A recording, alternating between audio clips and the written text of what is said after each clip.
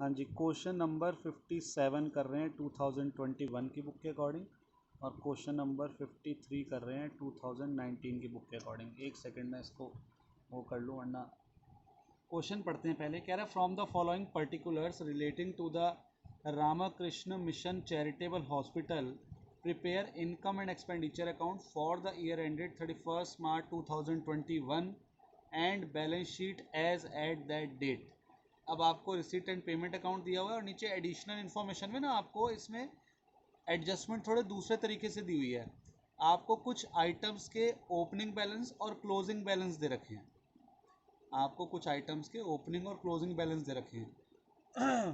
तो ओपनिंग और closing balance ना इनकम और एक्सपेंडिचर के तो होते नहीं, प्रॉफिट लॉस के तो होते नहीं, तो ये पक्का एसेट्स या लाइबिलिटीज होंगी, पक्की बात है। एक बार नज़र मारते हैं। सब्सक्रिप्शन ड्यू क्या होता है? हमारे लिए एसेट होती है।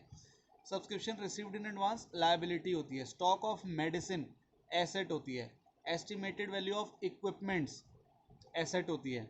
बिल्डिंग एसेट होती है। तो आपको इन सब के ओपनिंग और क्लोजिंग बैलेंस दे रखे हैं, तो कोई दिक्कत नहीं, यही हमारे लिए एडिशनल इन्फॉर्मेशन है, तो कोई दिक्कत नहीं। सबसे पहला काम क्या करना है हमें? हमें टिक लगाना है जो ऊपर उससे रिलेटेड हमारी एडजस्टमेंट्स हैं। तो सब्सक्रिप्शन ड्यू है, तो सब्सक्रिप्शन ड्यू किससे रिलेटेड है? ऊपर सब्सक्रिप्शन दे रखा है उससे रिलेटेड है, उस पर मैंने एक टिक लगा लिया। फिर सब्सक्रिप्शन रिसीव्ड इन एडवांस है, तो वो भी सब्सक्रिप्शन से रिलेटेड है, तो मैंने उस पर दो टिक लगा लिए कि भाई दो एडजस्टमेंट है इससे रिलेटेड। फिर है स्टॉक ऑफ मेडिसिन, तो ऊपर मेडिसिन भी दे रखा है, तो मैंने मेडिसिन पे भी टिक लगा लिया। उसके बाद दे रखा है एस्टिमेटेड वैल्यू ऑफ इक्विपमेंट्स, तो ऊपर इक्विपमेंट भी दे रखा है, तो मैंने उस पर भी एक टिक लगा लिया। उसके बाद दे रखा है बिल्डिंग, तो बिल्डिंग ऊपर कुछ नहीं दे रखा मेरे ख्याल ना बिल्डिंग से रिलेटेड, तो कोई नहीं, बट हमें वैसे याद रखना पड़ेगा कि बिल्डिंग भी इस क्वेश्चन में दे रखी है, ठीक है ना। बिल्डिंग की भी वैल्यू दे रखी है, ओपनिंग और क्लोजिंग। और एक हिडन एडजस्टमेंट मुझे और दिख रही है, वही वाली जो हमने लास्ट क्लास में क्वेश्चन में करी थी। To interest on investments at 7% for full year, 70,000 रुपये मिल गई आपको, तो वो भी एक हिडन एसेट वो है, अपनी एडजस्टमेंट है, क्योंकि इसमें इंटरेस्ट अगर इन्वेस्टमेंट पर है तो दैट मीन्स हमारे पास इन्वेस्टमेंट भी होगी, तो वो ओपनिंग बैलेंस शीट में भी आएगी। तो बस इस तरीके से आपको ध्यान रखना है। बाकी एक बार इस क्वेश्चन को स्टार्ट करते हैं, देखते हैं कैसे होता है क्वेश्चन। तो ये बनाएंगे income and expenditure account for the year ended 31 March 2021।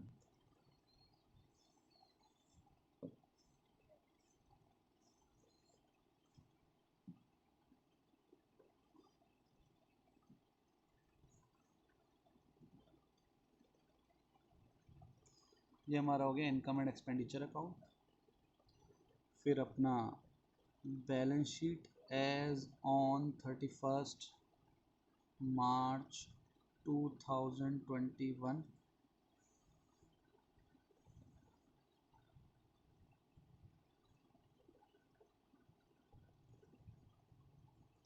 और एक बैलेंस शीट यही बना लेते हैं छोटी सी, बैलेंस शीट एज ऑन 1 अप्रैल 2020।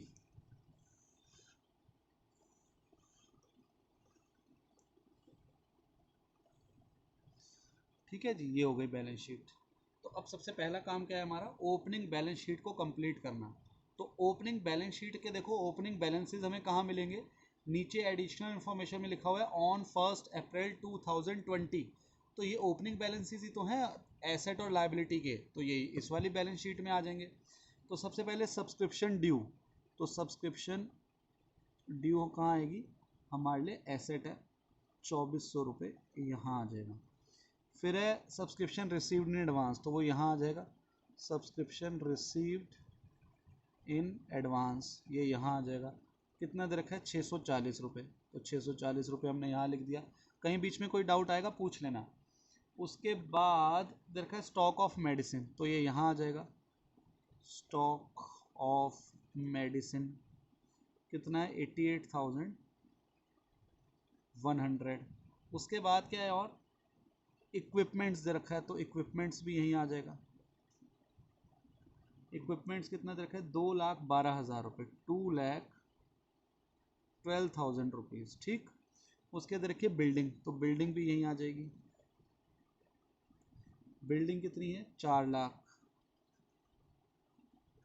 ठीक है, उसके बाद हमारे को ज़रा देखते हैं कैश इन हैंड दे रखा है रिसीट साइड में 1 अप्रैल 2020 का 71,300। तो ये आ गया कैश 71,300। और एक इन्वेस्टमेंट, इन्वेस्टमेंट की वैल्यू कितनी आएगी कोई बताएगा या मैं सॉल्व करके बताऊं?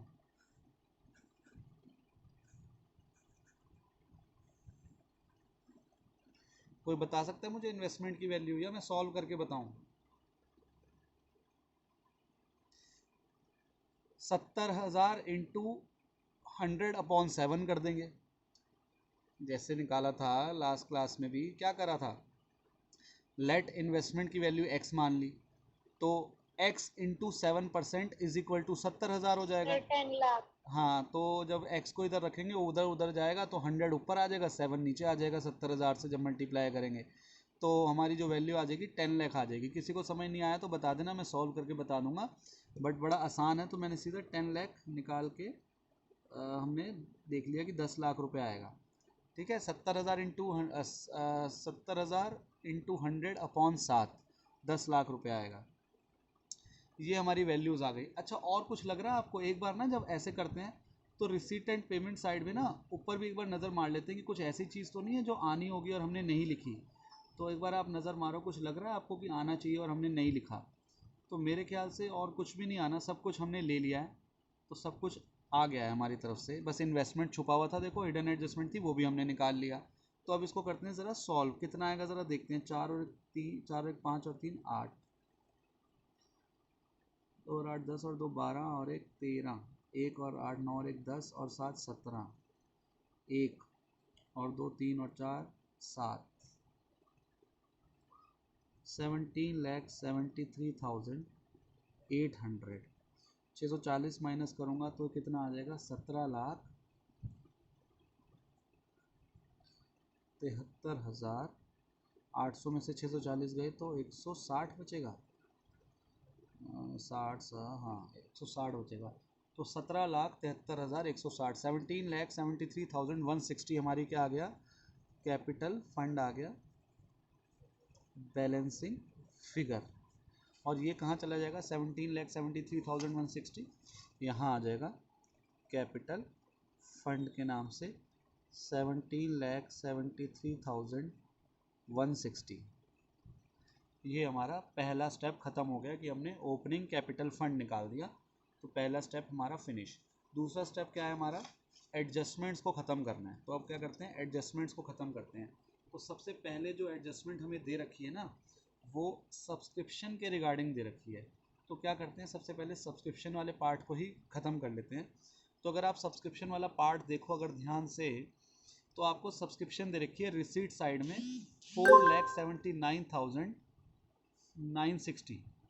कह रहा है इस साल जो आपको रिसीव हुई है 4,79,960 रुपये सब्सक्रिप्शन आपको रिसीव हुई है। अब इसमें नहीं बताया कौन सी किस साल की है क्या है, बस कह रहा है इस साल इतनी रिसीव हुई है। लेकिन आपको नीचे सब्सक्रिप्शन आउटस्टैंडिंग भी दे रखा है, ओपनिंग और क्लोजिंग, और सब्सक्रिप्शन रिसीव्ड इन एडवांस भी दे रखा है, ओपनिंग और क्लोजिंग।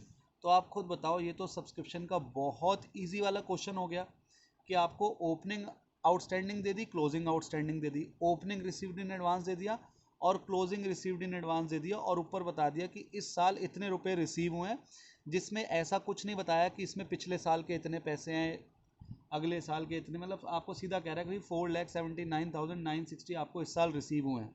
तो एक बात मेरे को आप लोगों से पूछनी है, मुझे क्लैरिफाई करो आप लोग। आउटस्टैंडिंग सब्सक्रिप्शन इन दी बिगनिंग 2,400 रुपये दे रखे, 2,400 रुपये। तो हम ऐसे क्वेश्चंस में क्या एज्यूम करते हैं कि इस साल जो 4,79,960 रुपीज़ मिले हैं उसमें ये 2,400 रुपये रिसीव हो गए होंगे या नहीं हुए होंगे, या कोई और अमाउंट रिसीव हुआ होगा, क्या हम मानते हैं? अगर इन्फॉर्मेशन नहीं दे रखी कुछ, रिसीव हो गए होंगे।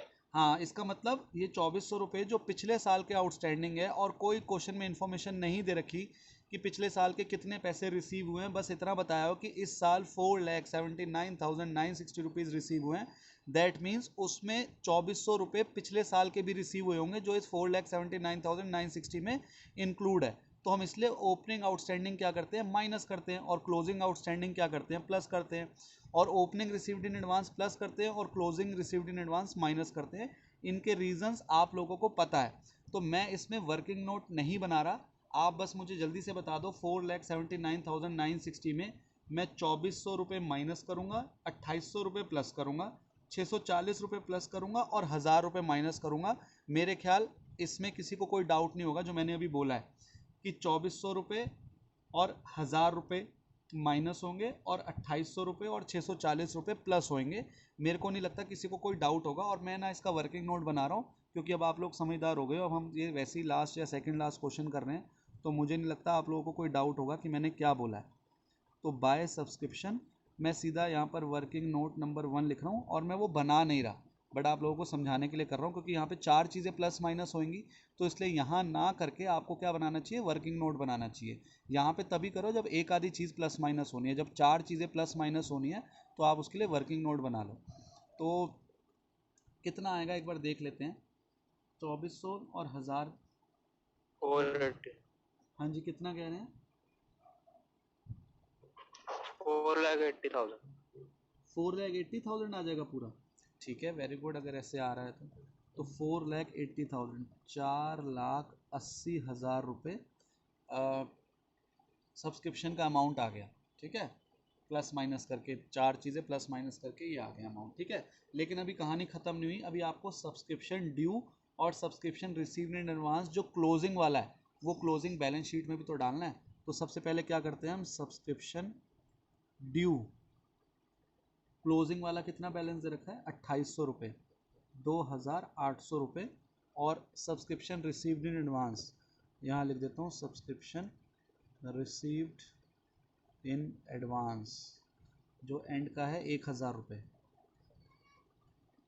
वो भी तो लिखना है ना हमें, ठीक है। सब्सक्रिप्शन का सारा पार्ट ख़त्म करना है तो उसके जो बैलेंस शीट में आइटम्स आएंगी वो भी ख़त्म करनी है। अच्छा फिर आ गया स्टॉक ऑफ मेडिसिन। तो स्टॉक ऑफ मेडिसिन आपको ओपनिंग दे रखा है, क्लोजिंग दे रखा है, और ऊपर पेमेंट साइड में दे रखा है 3,05,900। तो आपको पता है कि जब ओपनिंग और क्लोजिंग स्टॉक दे रखा होता है किसी भी चीज़ का और ऊपर उसकी पेमेंट दे रखी है, तो इसको कैसे करते हैं हम, मैं फिर से इसका वर्किंग नोट नहीं बना रहा क्योंकि अब आप लोग समझदार हो गए हो। आप लोग कैसे करोगे ज़रा सुनो, आप लिखोगे amount paid for medicine during the year is equal to 3,05,900, और फिर ओपनिंग स्टॉक और क्लोजिंग स्टॉक मेडिसिन का दे रखा है। तो आप लोग मुझे बताएं कि 3,05,900 में ओपनिंग स्टॉक को प्लस करूं या माइनस करूं और क्लोजिंग स्टॉक को प्लस करूं या माइनस करूं मेडिसिन की, आप बताएं मुझे।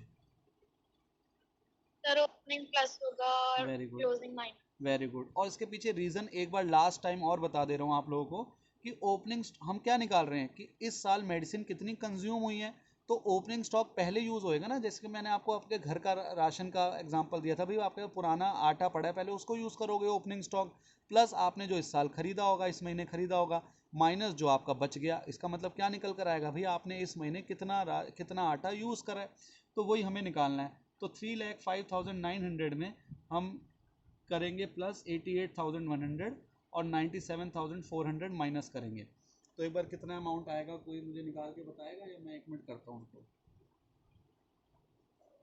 सर 2,96,600।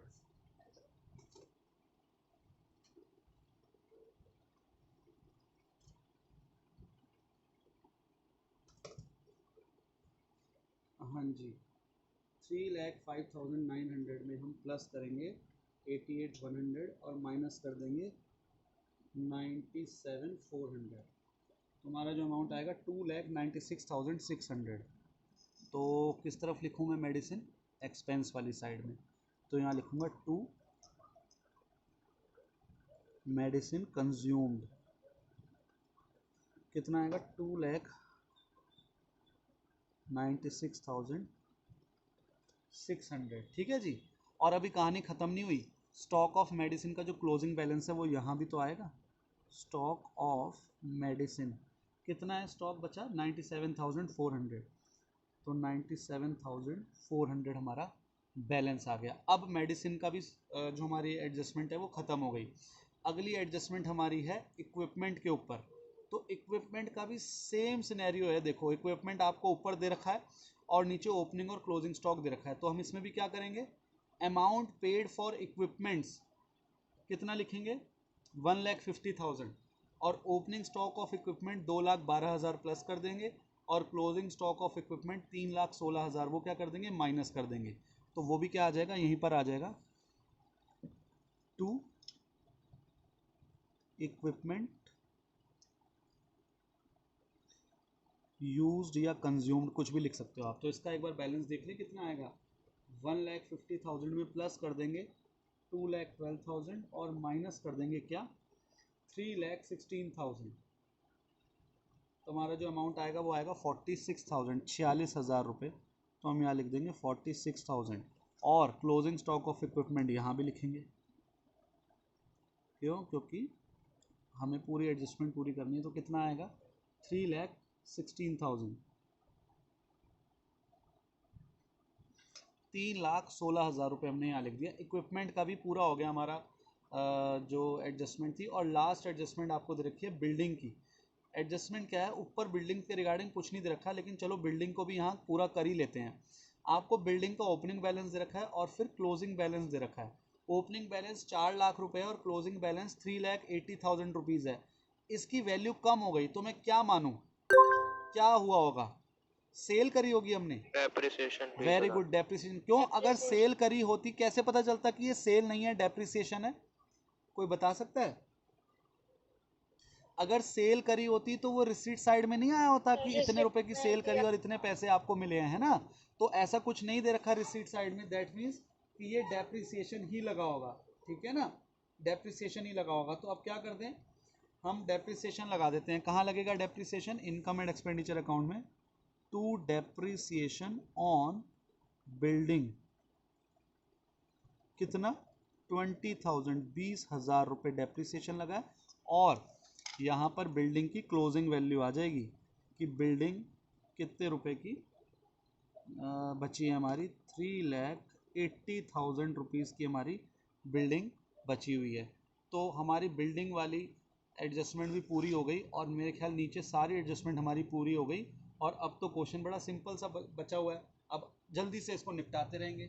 सबसे पहले क्या करें पेमेंट साइड में जाते हैं और यहाँ पर एक लिखना शुरू कर देते हैं। देखते हैं कौन सी चीज़ है ऐसी है जो यहाँ क्या पता ना आए या सारी आएंगी, देखते हैं। तो डॉक्टर्स ऑनोरेरियम, डॉक्टर्स ऑनोरेरियम, तो डॉक्टर्स ऑनोरेरियम ये हमारा खर्चा है तो इधर ही आएगा। कितना है 90,000 90,000 रुपये, क्योंकि मेडिसिन हम कर चुके हैं इसलिए मैंने उसको पढ़ा नहीं।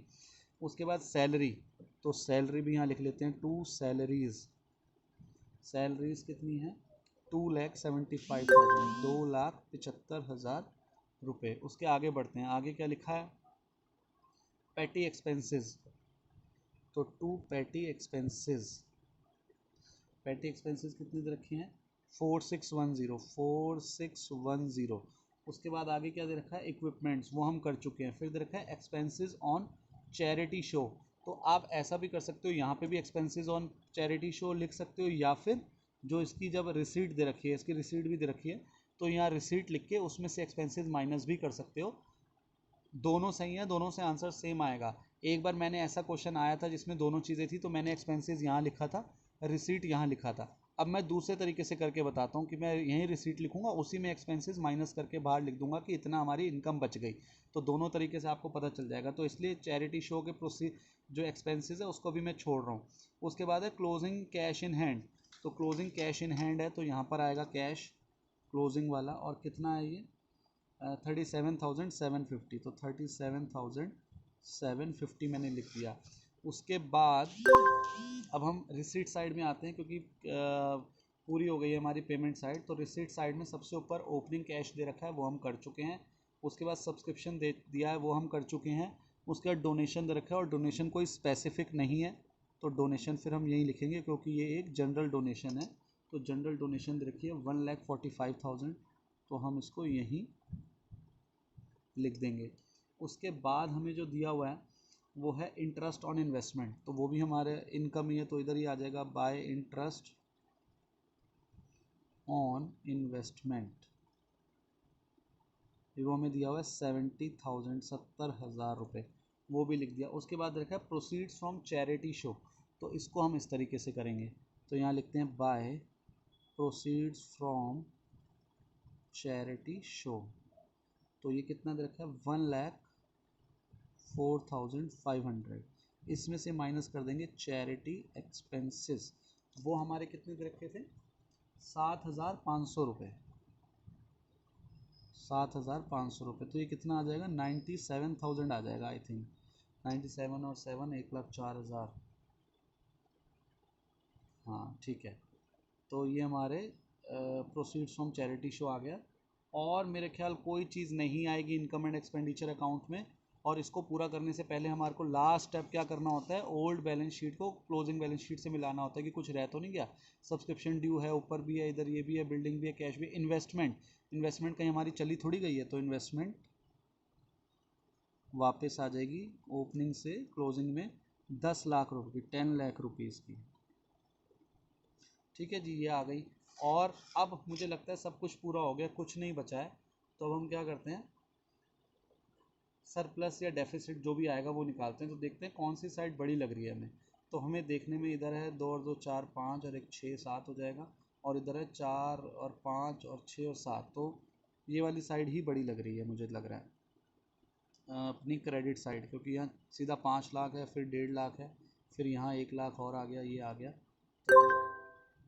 ये वाली साइड ही बड़ी लग रही है। बाकी इसका टोटल करके देखते हैं पहले। 0 0 0, 5 और 7 12, 1 और 8 9 और 4 13, और 7 20 और 9 29, 2 और 4 6 और 1 7। 7,92,000 रुपीज़ इधर का टोटल आ रहा है। अब ज़रा देखते हैं इधर कितना आएगा हमारा सरप्लस। तो 0 0 0 0 1 और 9 10, 1 और 9 10, 1 आ गया, 1 और 6 7, 7 और 6 13, 13 और 7 20, 13 और 7 हो गया 20, 2 आ गया, तो 2 और 6 8 और 6 14, 14 और 9 23, 23 और 9 32, 3 आ गया, 3 और 9 12 और 4 16, 16 और 2 18, 18 और 9 27, 27 और 7 34, 34 और 5 39, 3 आ गया, 3 और 2 5 और 2 7, 59,790। ये हमारा क्या आ गया सरप्लस, ये आ गया हमारा सरप्लस। अब सरप्लस का क्या कर देंगे, इसमें कर देंगे टोटल में, इनको कैपिटल फंड में ऐड, और फिर कर देंगे टोटल सरप्लस कितना है 59,790। तो ये आ गया 0 9 और 6 15, 1 और 2 9, फिर 9 और 3 12, 1 और 13, 1 18, 18,32,950। और देखते हैं दोनों साइड का टोटल कितना आता है। ठीक, इसका टोटल करेंगे 5 0 9 और 3, 18,33,950 रुपये। एक बार इधर का भी देख लेते हैं टोटल कितना आ रहा है। 0 5 8 और 4 12 और 7 19, 1 और 2 3 और 7 10 और 6 16, 16 और 7 23, 2 और 9 11 और 1 12 और 8 20 और 3 23, 2 आ गया, 2 और 3 5 और 3 8 और ये 1, 18,33,950 रुपये दोनों साइड का टोटल आ गया। दैट मीन्स हमारा सही हो गया क्वेश्चन। ठीक है ना, इस क्वेश्चन में पहले किसी को डाउट है तो पूछ लो। हाँ जी, क्वेश्चन नंबर 55 कर रहे हैं हम 2021 की बुक के अकॉर्डिंग, और क्वेश्चन नंबर 51 कर रहे हैं 2019 की बुक के अकॉर्डिंग। हाँ जी ठीक है, सुनना ज़रा क्वेश्चन। कह रहे from the following information and the receipt and payment accounts of Delhi Medical Society prepare income and expenditure account for the year ended 31st March 2021 and balance sheet as at that date। आपसे income and expenditure account और balance sheet पूछ रहा है closing वाली। और नीचे आपको receipt and payment account दिया हुआ है थोड़ा बड़ा सा, और नीचे एडजस्टमेंट्स लिखी हैं वो पढ़ रहा हूँ पहले। कह रहे हैं on 31st March 2020 the club possessed books of rupees 2 lakh and furniture of rupees 85,000. Provide depreciation on these assets at 10% including the purchases during the year. अभी क्या कह रहा है, थोड़ा जब करेंगे तो समझ लेंगे, वैसे आप लोगों को समझ आ गया होगा. Subscription in arrear in the beginning of the year amounted to rupees 3500 and at the end of the year 5500 were outstanding. The club paid 3 months rent in advance both in the beginning and at the end of the year. अब देखो इसमें आ गया वो जो मैंने आपको last class में बात करी थी ना कि आउटस्टैंडिंग भी, मतलब पिछले साल का भी रेंट इन एडवांस है और इस साल का भी रेंट इन एडवांस है, तो वो सेम अमाउंट है, मतलब ठीक है ना. तो इसमें 3 मंथ्स का रेंट निकालेंगे, प्लस भी करेंगे और माइनस भी करेंगे, क्योंकि paid in advance in the beginning भी है और paid in advance at the and भी है, तो वो प्लस और माइनस होकर सेम अमाउंट आ जाएगा जो रेंट का ऊपर अमाउंट दे रखा होगा. चलो इसको बाद में डिस्कस करेंगे, आगे बढ़ते हैं हम. तो इस तरीके का क्वेश्चन है, आपको कह रहा है पहले, सबसे पहले क्या कर लेते हैं, एडजस्टमेंट्स को हम ऊपर टिक कर लेते हैं. तो एडजस्टमेंट जो है ना वो बुक से रिलेटेड है और फर्नीचर से रिलेटेड है. तो ऊपर बुक और फर्नीचर ढूंढते हैं पहले, कहीं बुक और फर्नीचर दे रखा है क्या. तो बुक हमें मिल रहा है कहीं, है ना. तो बुक दे रखा है, उस पर मैंने टिक कर लिया. उसके बाद फर्नीचर है क्या, फर्नीचर मुझे कहीं नहीं दिख रहा, तो फर्नीचर को टिक नहीं कर रहे, लेकिन उसकी एडजस्टमेंट हम करेंगे. और फिर डेप्रिसिएशन दे रखा है इन दोनों पे, तो उसको भी हमने ध्यान रखना है, ठीक है. उसके बाद आगे बढ़े अगर हम, तो आगे हमें सब्सक्रिप्शन से रिलेटेड एडजस्टमेंट दे रखी है, तो हम ऊपर सब्सक्रिप्शन पे टिक कर लेते हैं. हमने ऊपर सब्सक्रिप्शन पे टिक कर लिया. उसके बाद रेंट इन एडवांस के रिगार्डिंग हमारी एडजस्टमेंट है, तो ऊपर रेंट दे रखा है, तो मैंने रेंट पे टिक कर लिया, ठीक है. इसमें एडजस्टमेंट तो बहुत ज़्यादा नहीं है, लेकिन ऊपर रिसीट एंड पेमेंट अकाउंट थोड़ा बड़ा सा दिया हुआ है. तो और एक ये पोलियो रेडिकेशन प्रोजेक्ट के रिगार्डिंग कुछ दे रखा है, तो उसको इसी वजह से मैं क्वेश्चन करा रहा हूँ, क्योंकि कभी आपको एग्जाम में ऐसा आ जाए कि ये रिसीट एंड पेमेंट अकाउंट में अगर आप ध्यान से देखो तो 3 या 4 जगह लिखा हुआ है ब्रैकेट में, पोलियो रेडिकेशन प्रोजेक्ट, पोलियो रेडिकेशन प्रोजेक्ट, ऐसे करके 3-4 जगह लिखा हुआ है. तो उसको देखते हैं क्या करना है. अभी तो सबसे पहले फॉर्मेट बना लेते हैं और क्वेश्चन को शुरू करते हैं. तो सबसे पहले क्या है, income and expenditure account for the year ended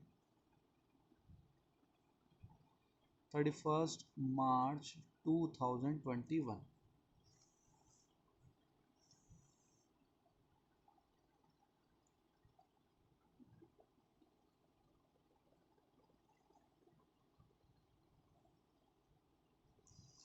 इसके बाद balance sheet as on 31st March 2021.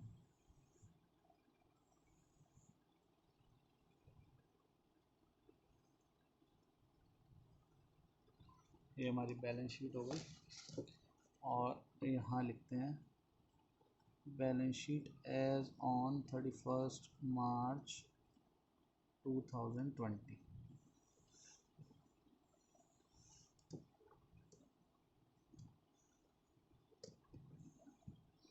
ठीक, अब स्टार्ट करते हैं क्वेश्चन. सबसे पहला स्टेप हमारा याद रखना है आप लोग, आपने ये स्टेप कहीं लिख लो कि सर भाई मैं बोलते हैं, अब आपको मैं बोल तो देता हूँ आपको, इससे क्या रहेगा ना आगे चल के आसानी रहेगी कि भाई सर ने बताया हुआ कि सबसे पहला काम हमें क्या करना है.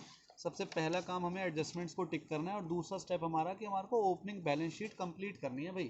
तो ओपनिंग बैलेंस शीट अब हम सबसे पहले कंप्लीट करेंगे. तो ओपनिंग बैलेंस शीट में अगर आप सबसे ध्यान से देखो, साफ साफ लिखा हुआ है कि on 31st March 2020 the club possessed books of rupees इतना और इतना. तो आपको साफ साफ बता रहा है कि कंपनी, इसके पास जो एनपीओ है उसके पास बुक्स हैं 2 लाख रुपए की, और कह रहा है कि फर्नीचर है 85,000 का. अब ये जो आपको इसने बोला है ना कि डेप्रिसिएशन लगाना है, वो तो यहाँ लगेगा क्लोजिंग बैलेंस शीट में. ये तो ऑलरेडी आपको 31 मार्च की वैल्यू दे ही रखी है, तो इन पे तो डेप्रिसिएशन वगैरह लगने के बाद की वैल्यू है ये वाली. तो 85,000 ये आप लोगों को दे रखा है. फिर कह रहा है subscription in arrear in the beginning of the year. तो outstanding subscription in the beginning दिया हुआ है, तो आउटस्टैंडिंग सब्सक्रिप्शन कितना दिया हुआ है, 3,500, 3,500 रुपये. फिर ऊपर अगर आप टू बैलेंस बीडी देखो तो 31,900 रखा है. तो कैश कितना है ओपनिंग, 31,900 ये आपको दिया हुआ है. और कुछ चीज़ ढूंढते हैं जो हमें लग रहा हो कि हमें मिलनी है। हाँ, the club paid 3 months rent in advance, तो प्रीपेड रेंट हो गया ये। रेंट इन एडवांस का मतलब क्या है? Prepaid rent. और कह रहा है बिगनिंग में और एंड में दोनों में है। तो 16,800, अब आप बताओ अगर 12 महीने का है, 16,800 अगर 12 महीने का है तो 3 महीने का कितना होगा? 4200। 16,800 डिवाइड, 4,200। हाँ वेरी गुड, 4200। तो 4200 ओपनिंग में भी प्रीपेड है और क्लोजिंग में भी प्रीपेड है। तो ये मैंने कैसे निकाला? बड़ा आसान था, 16,800 डिवाइडेड बाय 12, ये 1 महीने का आ गया। अब इंटू 3 कर देंगे तो 3 महीने का आ जाएगा, इंटू 6 कर देंगे 6 महीने का आ जाएगा। तो हमने इंटू 3 करा, तो 4200 हमारा अमाउंट आ गया। और ढूंढते हैं क्या और भी कोई ऐसी चीज़ है जो ओपनिंग बैलेंस शीट में आनी चाहिए। तो हमने एक बार नीचे तो सारा देख लिया, नीचे तो कुछ नहीं है। ऊपर एक बार रिसीट एंड पेमेंट अकाउंट में नज़र मारते हैं, पेमेंट साइड में। तो पेमेंट साइड में हमें ऐसा कुछ नहीं मिल रहा। फिक्स डिपॉजिट भी खरीदा है हमने, तो वो 1 अक्टूबर 2020 को खरीदा है, तो इस तारीख के बाद खरीदा है, तो इस वाली बैलेंस शीट में तो आएगा नहीं फिक्स डिपॉजिट जो हमने कराया है। उसके बाद क्लोजिंग कैश वगैरह दे रखा है, रिसीट साइड में भी कुछ ऐसा नहीं दे रखा। तो बस मेरे ख्याल से बस यही चीज़ें हैं जो आपकी ओपनिंग बैलेंस शीट में आनी थी। इसके अलावा मुझे नहीं लगता कि कुछ और हमारा बचा हुआ है। तो इसका क्या कर देते हैं? टोटल कर देते हैं। तो ये आ गया 0 0, 5 और 9 14 और 2 16, 1 और 5 6 और 3 9 और 1 10 और 4 14, 1 और 8 9 और 3 12 और 1 3,24,600, 3,24,600। ठीक है जी, तो ये आ जाएगा हमारा कैपिटल फंड बैलेंसिंग फिगर 3,24,600। और ये हम कहाँ लिख देंगे? क्लोजिंग बैलेंस शीट में। ठीक, यहाँ लिख देंगे कैपिटल फंड 3,24,600। ठीक है जी, तो ये हमारा पहला या दूसरा स्टेप कह लो ख़त्म हो गया कि हमने बैलेंस शीट कंप्लीट कर दी अपनी ओपनिंग वाली। अब हमारा क्या काम है? अगला एडजस्टमेंट्स जो हैं उनको कंप्लीट करना। तो सबसे पहली एडजस्टमेंट जो है ना वो डेप्रिसिएशन की है बुक्स और फर्नीचर पे। और बुक्स और फर्नीचर के रिगार्डिंग शायद ऊपर भी कुछ दिया हुआ है, बुक्स से रिगार्डिंग तो दिया हुआ है। तो सबसे पहले हम क्या करते हैं? बुक्स पर आते हैं। बुक्स ओपनिंग कितनी है? 2 लाख रुपए। तो 2 लाख रुपए की बुक्स हमारे पास रखी हैं, और ऊपर हमने इस साल और खरीदी हैं 24,800 रुपये की और खरीदी हैं। लेकिन आप एक बात समझो, वो नीचे कह रहे हैं अब डेप्रिसिएशन की कन्फ्यूज़न आ सकती है ना इसमें, कि 2 लाख पे लगाएं या 2 लाख में जो बुक्स हमने और खरीदी हैं 24,800 की उसको प्लस करके उसके बाद लगाएं। तो नीचे ना आपको क्लैरिटी दे रहा है, कह रहा है provide depreciation on these assets. These assets मतलब बुक्स और फर्नीचर की बात कर रहा है। At 10% including the purchases during the year. कह रहे हैं अगर साल में कोई परचेज करिए ना तो उसको मिला के लगाना है डेप्रिसिएशन। तो इसका मतलब हमें पहले परचेजेस को ऐड करना पड़ेगा। हम पहले परचेजेस को क्या कर लेते हैं? ऐड कर लेते हैं। तो परचेजेस कितने रुपए की हैं बुक्स की? 24,800 रुपये की। तो 24,800 रुपये की हमने बुक परचेज करी है। इसका पहले टोटल करते हैं जो आएगा 2,24,800, और इस पे डेप्रिसिएशन लगाएंगे 10%। तो 2,24,800 पे 10% डेप्रिसिएशन लगाएंगे तो कितना आएगा? 22,480। तो 2,24,800 में 22,480 माइनस करेंगे तो कितना आएगा? 2,02,320। 2,02,320 रुपये आ जाएगा। और डेप्रिसिएशन कहाँ जाएगा? इधर आ जाएगा इनकम एंड एक्सपेंडिचर साइड में, to depreciation on books 22,480, 22,480 rupees. ठीक है जी, पहली एडजस्टमेंट हमारी कंप्लीट, सब कुछ हमने उसमें कर लिया। अगला है फर्नीचर। तो यहाँ लिखेंगे फर्नीचर। फर्नीचर कितने का था ओपनिंग बैलेंस? 85,000। और हमने इसमें ना कुछ खरीदा है ना बेचा है, सीधा डेप्रिसिएशन लगा देंगे, वो भी पूरा 10% इस पर। तो ये आएगा 8,500, और 85,000 में 8,500 माइनस करेंगे तो कितना आएगा? 76,500। 76,500 यही आएगा ना, 8 और 6 14 और 1 15, ठीक है 76,500। और क्या करेंगे, डेप्रिसिएशन जाएगा यहाँ पे भी, to depreciation on furniture 8,500 rupees, ठीक है जी। कंप्लीट हो गया हमारा फर्नीचर और बुक के रिगार्डिंग जितनी भी हमारी एडजस्टमेंट थी। अगली जो है वो सब्सक्रिप्शन के रिगार्डिंग है। तो सब्सक्रिप्शन के रिगार्डिंग भी बड़ी आसान सी दे रखी है आपको एडजस्टमेंट। ज़रा देखते हैं क्या कह रहा है सब्सक्रिप्शन के रिगार्डिंग भी, ज़रा देखते हैं क्या कह रहे हैं। हाँ जी, पहले तो यहाँ लिख लेते हैं बाय सब्सक्रिप्शन। हाँ जी, आपसे क्वेश्चन में कह रहा है कि आपको इस साल 1,80,000 रुपीज़ सब्सक्रिप्शन के रिगार्डिंग रिसीव हुए हैं। अब उसमें पता नहीं कौन से किस साल के हैं, लेकिन नीचे कह रहा है कि आउटस्टैंडिंग सब्सक्रिप्शन इन दी बिगनिंग 3500 थी और एट दी एंड जो है वो 5500 है। तो बड़ी सिंपल है ये तो। यहाँ पे हम लिखते हैं 1,80,000 रुपये। और क्या करें आप लोग ही मुझे बताओ। आउटस्टैंडिंग सब्सक्रिप्शन दे रखी है ओपनिंग और क्लोजिंग, तो क्या करूँ, क्लोजिंग वाली सब्सक्रिप्शन क्या कर दूं, प्लस कर दूं, और ओपनिंग वाली क्या कर दूं, माइनस कर दूं। तो क्लोजिंग वाली कितनी है 5500 रुपये और ओपनिंग वाली कितनी है 3500 रुपये। तो 1,82,000 रुपीज़ सीधा सीधा आ गया, कोई इसमें ज़्यादा मुश्किल वाली बात थी नहीं। और आउटस्टैंडिंग सब्सक्रिप्शन क्लोजिंग वाली कहाँ आ जाएगी, और यहाँ आ जाएगी आउटस्टैंडिंग सब्सक्रिप्शन क्लोजिंग वाली 5,500 रुपीज़।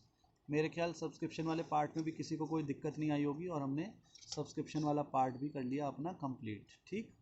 उसके बाद अब हम आगे बढ़ते हैं। आगे जो हमारा अगली एडजस्टमेंट है वो किसके रिगार्डिंग है, अगली एडजस्टमेंट हमारी रेंट के रिगार्डिंग है। तो रेंट वाला भी कर लेते हैं। तो इधर देखना ध्यान से, रेंट वाले को क्या करेंगे, टू रेंट 16,800 रुपीज़। अब यहाँ पे माइनस करेंगे और प्लस करेंगे। मुझे बताओगे कौन सा वाला प्लस करेंगे कौन सा वाला माइनस। मैं यहाँ दोनों लिख रहा हूँ, प्रीपेड रेंट और अमाउंट हमने निकाला था 4,200, 4,200 और 4,200। मेरे को आप लोगों से पूछना है कि कौन सा वाला प्लस होगा और कौन सा वाला माइनस। कोई फ़र्क नहीं पड़ेगा, लेकिन मुझे आप लोगों से वैसे जानना है कि आप लोगों को कितना अपडेट हो इसके रिगार्डिंग। प्रीपेड रेंट कौन सा प्लस होएगा और कौन सा माइनस होएगा, बिगनिंग वाला और एंड वाले में से कौन सा प्लस होएगा कौन सा माइनस। सोच के आप लोग जवाब दो, बहुत आसान है, बताएं ज़रा सोच के।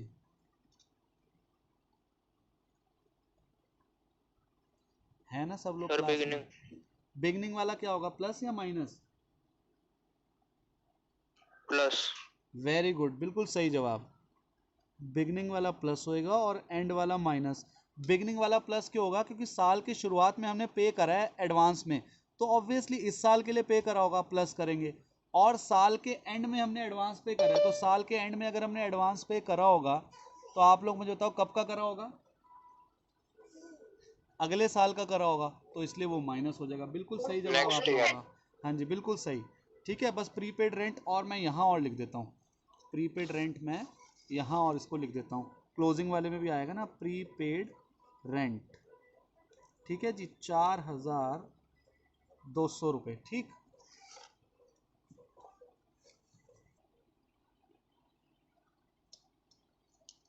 हाँ जी, प्रीपेड रेंट मैंने 4,200 यहाँ भी लिख दिया, क्लोजिंग वाले में भी और ओपनिंग में भी वो आ गया था, ठीक है ना। तो हमारा रेंट वाली एडजस्टमेंट भी खत्म हो गई। अब मेरे ख्याल से हमारी सारी एडजस्टमेंट्स हमने ख़त्म कर ली, इससे ज़्यादा कुछ एडजस्टमेंट में था नहीं। तो अब हम एक एक करके एक्सपेंसेस या जो हमारी पेमेंट साइड है उसको उठाते हैं, और ये जो पोलियो रेडिकेशन है इसको समझते हैं ज़रा क्या है ये, ज़रा इस पर भी हम नज़र डालेंगे। पहले एक एक करके करते हैं, जब उसकी बारी आएगी तो हम उसको भी कर लेंगे, ठीक है। तो अब हम पेमेंट साइड में चलते हैं और शुरू करते हैं। पेमेंट साइड में सबसे पहले दे रखा है रेंट, तो रेंट हमने कर लिया है अभी अभी। उसके बाद दे रखा है वेजेस, तो सीधा लिख देंगे टू वेजेस। कितना दे रखा है 24,500, 24,500 500। उसके बाद क्या है, लाइटिंग चार्जेस, सीधा सीधा लिखते रहेंगे जब तक हमें कोई ऐसा नहीं लगेगा ना कि कोई खर्चा कैपिटल एक्सपेंडिचर है, तो जब तक हम उसको रिवेन्यू एक्सपेंडिचर जो आएंगे वो सारे यहाँ आते रहेंगे।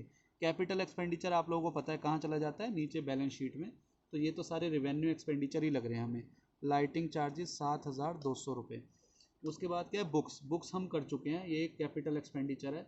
उसके बाद आ गया मेडिसिन पोलियो एरेडिकेशन प्रोजेक्ट, फिर आ गया salary to doctor polio eradication project, फिर एक अगर आप रिसीट साइड में देखो लिखा है government grant polio eradication project, और फिर नीचे एक लिखा है by bank account closing balance दे रखा है आपको पोलियो एरेडिकेशन प्रोजेक्ट 20,000 रुपये। तो आप लोगों के हिसाब से ये क्या है, ये एक स्पेसिफिक चीज़ दे रखी है या जनरल है? गवर्नमेंट ग्रांट जनरली कहाँ आती है, यहाँ आती है।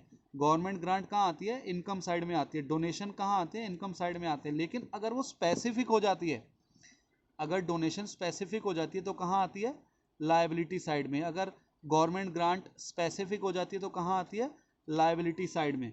तो आपको ये जितने भी दे रखे हैं पोलियो एरेडिकेशन प्रोजेक्ट के रिगार्डिंग खर्चे, इनकम, बैंक अकाउंट, ये सब कहाँ आएंगे, इनकम एंड एक्सपेंडिचर में नहीं आएंगे, कहाँ आएंगे, बैलेंस शीट में आएंगे, क्योंकि ये एक स्पेसिफिक प्रोजेक्ट चल रहा है, स्पेसिफिक फंड है इसका या स्पेसिफिक प्रोजेक्ट बना हुआ है इसका, तो इसलिए ये सारे कहाँ आएंगे, इधर नहीं आएंगे। तो इसको कहाँ लेके चलेंगे हम, नीचे बैलेंस शीट में।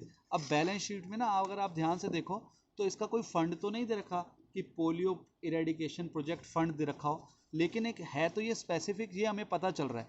तो कोई नहीं, अब इसकी नई गुल्लक बननी होगी, क्या दिक्कत है, पहले इसको कोई फंड नहीं होगा तो अब हो जाएगा। तो इसका ना फंड के नाम से तो हम नहीं लिखेंगे, तो हम क्या लिख देंगे यहाँ पर, आप ज़रा देखना यहाँ क्या करेंगे, यहाँ हम लिख देंगे गवर्नमेंट ग्रांट, किसके रिगार्डिंग है ये, पोलियो इरेडिकेशन प्रोजेक्ट। अब इसका अमाउंट भी यहाँ अंदर लिखना पड़ेगा ना हमें, यहाँ पे जगह नहीं है इधर, तो मैं इधर लिख रहा हूँ। कितना दे रखा है, 2 लाख रुपीज़ दे रखा है, तो हमारे को 2 लाख रुपए दे रखे हैं इनकम के, मतलब कि हमारी ये इनकम हो गई। अब इसमें से क्या करेंगे, जो इसके रिगार्डिंग खर्चे हैं वो कर देंगे माइनस। तो आप मुझे तो खर्चे क्या क्या दे रखे हैं, 2 खर्चे दे रखे हैं, एक मेडिसिन का दे रखा है और एक दे रखा है सैलरी टू डॉक्टर्स। तो दोनों का कितना खर्चा है ज़रा देखते हैं, 1,80,000, 1,80,000। अब मेरा सवाल आप लोगों से ये है कि ये जो बैंक अकाउंट दे रखा है पोलियो एरेडिकेशन प्रोजेक्ट का, ये कहाँ जाएगा, बताएगा कोई, bye bank account polio eradication sir project, इसी में ऐड फंड इसी में ऐड कर दूं? मेरे को अब आप लोग जवाब देना ज़रा सोच के, आप लोग भूल गए हो। जब हम फंड बेस्ड अकाउंटिंग करते थे तो उसमें अगर मैच फंड इन्वेस्टमेंट या मैच फंड बैंक बैलेंस आता था तो क्या आप फंड में ही ले लेते थे? सोच के जवाब देना, याद करो। मैच फंड इन्वेस्टमेंट और मैच फंड बैंक बैलेंस, उसको क्या करते थे, इसी के अंदर लेते थे, फंड में ऐड करते थे, नो सर, क्या करते थे, याद करो क्या करते थे आप लोग? यस, एसेट साइड रखते फिर हैं। वेरी गुड, अब कैसे याद आया, याद करो। अरे जिसका नेचर एसेट है वो तो एसेट ही आएगा ना। मैंने, आप लोग एक बार फिर भूल गए, फिर से ध्यान से सुनना आप लोग। फंड के अंदर इनकम और एक्सपेंडिचर आता है, बस उस फंड से रिलेटेड इनकम प्लस होती है और उस फंड से रिलेटेड एक्सपेंडिचर माइनस होते हैं। उस फंड से रिलेटेड एसेट थोड़ी इसमें आएगी, एसेट के लिए तो एसेट वाला कॉलम बना हुआ है ना। याद करो, फिर से एक बार बोल रहा हूँ, अगर भूल गए हो, अब तो वैसे याद आ गया होगा, फिर एक बार रिपीट कर रहा हूँ, आपके 4 बार बोलूँगा कि दिमाग में घुस जाए, क्योंकि अब ये चैप्टर खत्म होने जा रहा है। अगर कोई फंड है तो उससे रिलेटेड, उस फंड से रिलेटेड इनकम और एक्सपेंस, बस वो दोनों ही उसके अंदर आते हैं। लेकिन अगर उस फंड से रिलेटेड कोई एसेट है तो उसके लिए तो एसेट का कॉलम बना हुआ है ना इतना बड़ा, तो आप उसको क्यों लायबिलिटी के अंदर लिखोगे? तो आप लोगों को याद आ गया जब आपने फंड बेस्ड अकाउंटिंग के क्वेश्चन करे थे, तो अगर उसमें फंड मैच फंड इन्वेस्टमेंट या मैच फंड बैंक बैलेंस दे रखा होता था तो वो आप यहाँ लिखते थे, क्योंकि इन्वेस्टमेंट एक एसेट है, बैंक बैलेंस एक एसेट है। अब वो किसी के भी नाम से हो, वो रहेगी तो एसेट ही ना, चाहे बैंक नॉर्मल बैंक हो चाहे मैच फंड बैंक बैलेंस हो, तो वो है तो एसेट ही ना, तो वो इस साइड ही आएगा। और याद करो, interest on match fund investment होता था, वो आप इसके अंदर ऐड करते थे, क्योंकि इंटरेस्ट आपकी इनकम है, और वो उस मैच फंड के इन्वेस्टमेंट से आपको इंटरेस्ट मिला, तो वो आप इसमें ऐड करते थे। क्लियर हो रहा है? क्लैरिटी आ रही है? भूले तो नहीं? अब याद आ गया जो मैंने चीज़ें बोली हैं?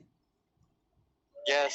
ठीक है, तो यहाँ पर लिखेंगे बैंक, और आप यहाँ लिख सकते हो पोलियो इरेडिकेशन प्रोजेक्ट, शॉर्ट में लिख दिया मैंने, और इसका बैलेंस है 20,000, 20,000 रुपये। बस इसीलिए मैंने ये क्वेश्चन कराया था आप लोगों को ये क्लियर कराने के लिए। तो ये आ जाएगा 2 लाख में से 1,80,000 गए, तो ये आ जाएगा 20,000 रुपीज़। ठीक है, अब जितने भी पोलियो इरेडिकेशन वाले प्रोजेक्ट वाले आइटम्स थी वो मैंने सारी कर ली, तो ये भी मेरी ख़त्म हो गई। उसके बाद है ऑफिस एक्सपेंसेस, तो मैं ऑफिस एक्सपेंसेस क्या करूँ, यहाँ लिख दूंगा टू ऑफिस एक्सपेंसेस। कितने ऑफिस एक्सपेंसेस? 45,000 रुपीज़, 45,000 रुपये। उसके बाद दे रखा है फिक्स डिपॉजिट 8%। अब इस देखो इसमें 8% फिक्स डिपॉजिट लिख दिया, तो जब इसमें अपने आप में एक एडजस्टमेंट निकल आई जब उसने उसका परसेंटेज दे दिया, तो पहले तो मैं यहाँ लिख दूँ 8% फिक्स्ड डिपॉजिट। ये तो हमारी एसेट है ही, कितने रुपए? 1,20,000 रुपये। अब ज़रा 1,20,000 का 8% 6 महीने का, क्योंकि हमने 1 अक्टूबर को खरीदी है, तो 1,20,000 का 8% 6 महीने का, तो ये बनता है 4,800 रुपये। इसका मतलब इस साल से रिलेटेड हमारा इंटरेस्ट जो बनता था फिक्स डिपॉजिट पे वो 4,800 रुपये बनता था। एक बार रिसीट साइड में देखो, क्या हमें 4,800 रुपये रिसीव हो गए हैं इंटरेस्ट ऑन एफडी के रिगार्डिंग? दे रखा है क्या इस क्वेश्चन में? 2400 है। 2400। इसका मतलब बाकी 2400 रुपये क्या कहलाएंगे, क्या नाम होगा उसका? Accrued. Accrued interest. Very good. तो अगर इस क्वेश्चन में 2400 भी नहीं दे रखे होते तो फिर हम मानते कि एक्रूड इंटरेस्ट 4,800 रुपये है, लेकिन 2400 हमें मिल गए हैं, तो 2400 बाकी एक्रूड इंटरेस्ट हो जाएगा। लेकिन इस साल से रिलेटेड तो 4,800 रुपये ही हैं, तो हमारी इनकम साइड में बाहर के कॉलम में तो 4,800 ही आएंगे, चाहे 1 रुपया भी रिसीव नहीं होता, चाहे पूरे 4,800 रिसीव हो जाते, चाहे 2400 रिसीव हुए हैं। इस साल से रिलेटेड 4,800 हैं, तो इस कॉलम में बाहर 4,800 ही आएगा। अभी हम फिक्स डिपॉजिट लिख दिया, तो अब इंटरेस्ट ऑन डिपॉजिट भी कर देते हैं क्योंकि साथ साथ आ गया है। तो देखो बाय इंटरेस्ट ऑन डिपॉजिट दे रखा है कितना, 2,400 रुपये। अब प्लस क्या करेंगे, एक्रूड इंटरेस्ट कितना, ये भी 2,400 रुपये है, तो बाहर हमारा अमाउंट कितना आ जाएगा, 4,800 रुपये।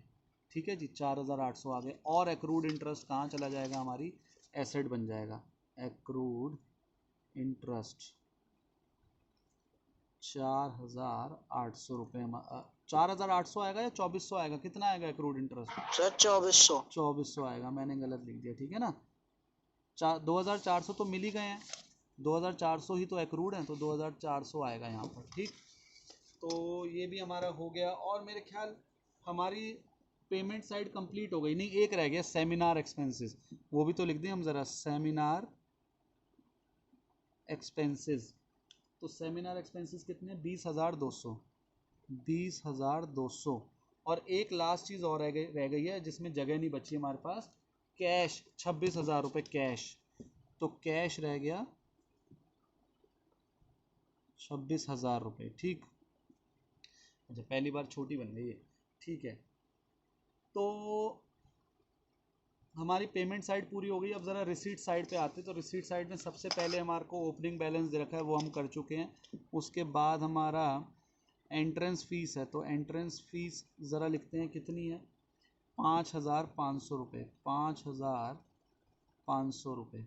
ठीक, उसके बाद सब्सक्रिप्शन है वो हम कर चुके हैं। उसका डोनेशन है, और ये जनरल डोनेशन है, कोई स्पेसिफिक नहीं है, कुछ नहीं लिखा हुआ, तो ये यहीं आएगी।